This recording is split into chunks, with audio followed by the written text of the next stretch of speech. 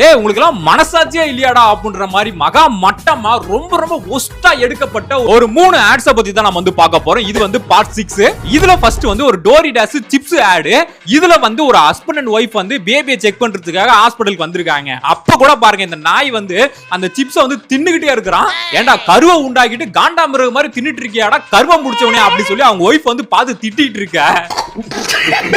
அந்த நாய் அதெல்லாம் காதல வாங்கிக்காம இன்னுமே தின்னுட்டு இருக்கான். அப்படி தின்னுட்டு இருக்கும் போது அந்த சிப்ஸ வந்து இப்படி வெளியே எடுக்கும் போது உள்ள இருக்கிற அந்த குழந்தை வந்து அது எனக்கு சிப்ஸ் வேணும் அப்படின்ற மாதிரி கையை தூக்குற மாதிரி அந்த ஸ்கேன்ல காமிக்குது.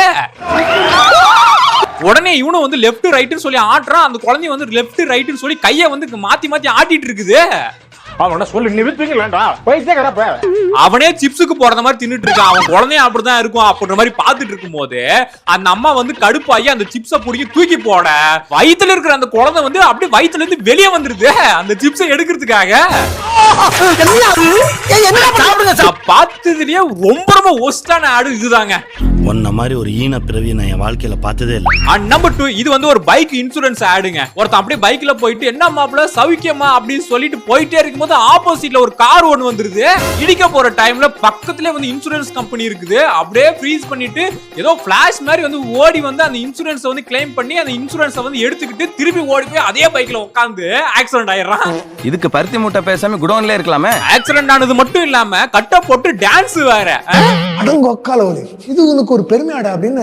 நம்பர் 3 இது வந்து ஒரு பெவிகால் ஆடு. இங்க ஒரு அங்கிள் வந்து முட்டை பொரியல் செய்யலாம் அப்படி சொல்லி முட்டையை வந்து உடைச்சு போட்டுட்டு இருக்காப்ல.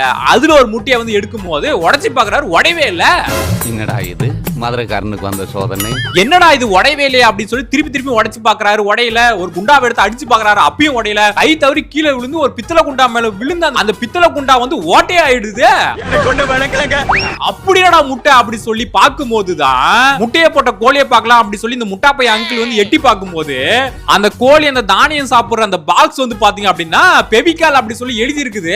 அதை சாப்பிட்டதுனால அந்த முட்டை வந்து ரொம்ப ஸ்ட்ராங்கா இருக்குதா ஒட்டிட்டு இருக்குதாமா.